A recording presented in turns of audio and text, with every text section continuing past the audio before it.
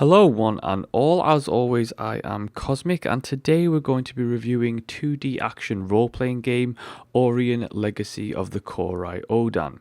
Now, Aurion was developed by Cameroonian developer Kori Odan, in which they completed a successful Kickstarter campaign in 2015 to finish off their development.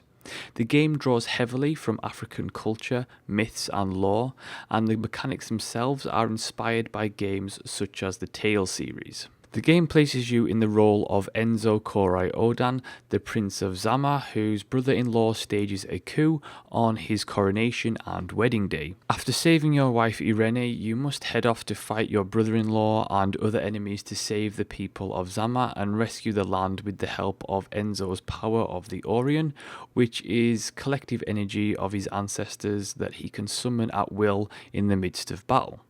Now, like I said, this game takes heavy influence from African mythology, which is something that's rarely seen in many video games. It provides a unique and interesting setting that is really a breath of fresh air from the traditional fantasy setting tropes.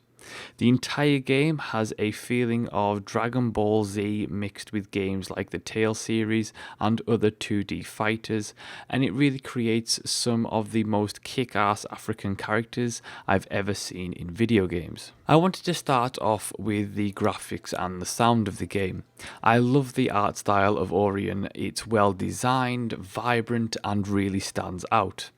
Each location you visit looks distinctive, and the whole affair is a visually pleasing spectacle. The one minor complaint I have from the visuals is that sometimes there can be too much visual noise, especially in fights with several enemies when abilities are being fired off, and the flashes of colour can be somewhat distracting. The audio side of things from what's there works very well. However, I feel the inclusion of voice acting throughout the game would have been something that would have been very worthwhile for this game. And I don't mean English voice acting either.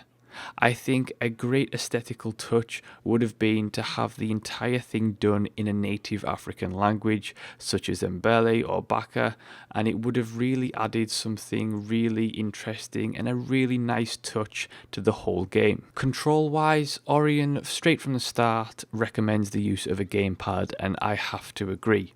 The gamepad layout is much more intuitive than the keyboard setup, and playing solely mouse and keyboard can get very frustrating. On the gamepad, the controls are easy to use, however there does sometimes feel like there is input lag during fights.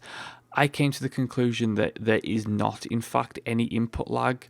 The problem lies in the speed of the battle system. Other games like 2D fighters like Guilty Gear are very responsive and very quick games. Aurion is a fast-paced game, but it's slightly slower than others in the genre, which when you first get into it makes the input system feel laggy and unresponsive, but it's not, it's just more slowly timed and more paced out. When you're not in combat, Aurion has you exploring the wonderful landscapes, talking to people, finding the odd consumables, and even some platforming elements. The movement system works very well with the thumbstick, and it's what you would expect from a 2D game.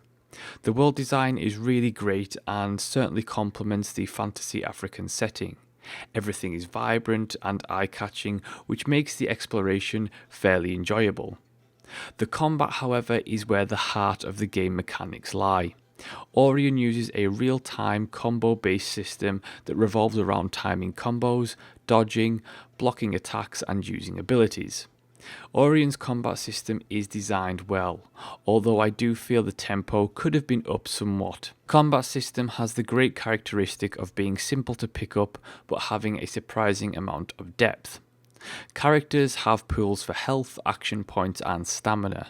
Some abilities use AP, others require stamina. There's a great selection of abilities and more to unlock as you progress, but the fun lies in the Aurion system.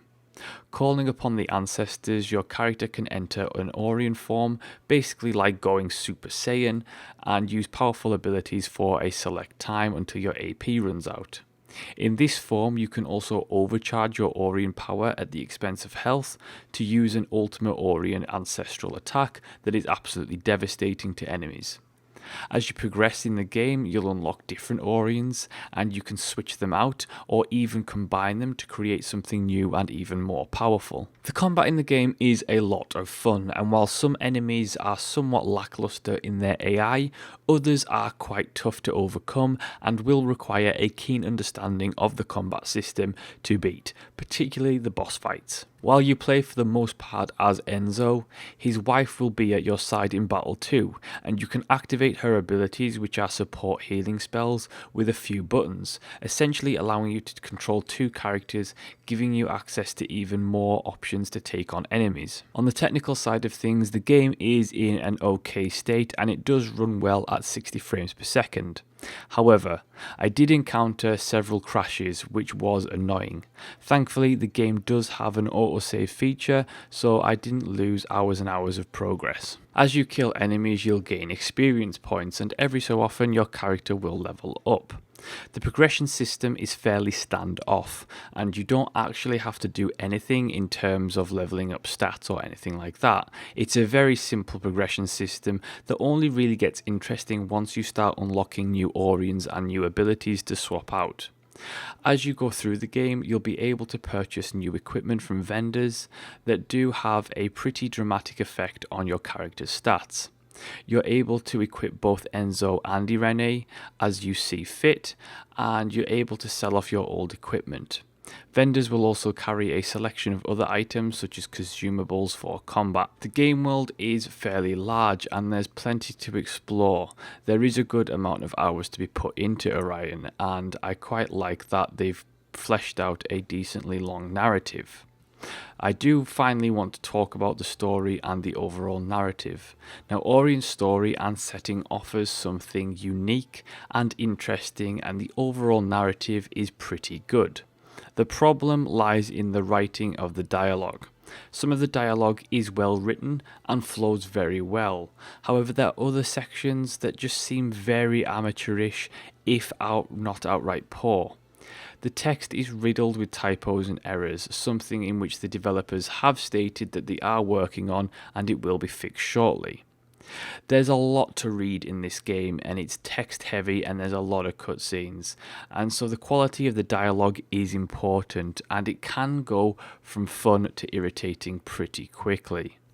The writing quality doesn't appear to be a translation issue. Instead, it's more of a mixed bag of quality from the core writing. That being said, however, I do like Aurion's story. It does tell an interesting story, and the unique setting alone is something that pretty much kept me going a lot of the way through it. So the time's come to what is going to be my recommendation, and I'm going to say buy it if you like it, and if you like the look of it and you enjoy similar games in this style, yes, go and buy it. Yes, the game does have some problems, and I think that those problems can't be ignored. However, I do think that the unique setting, story, and decent combat more than make up for any downfall that the game may have.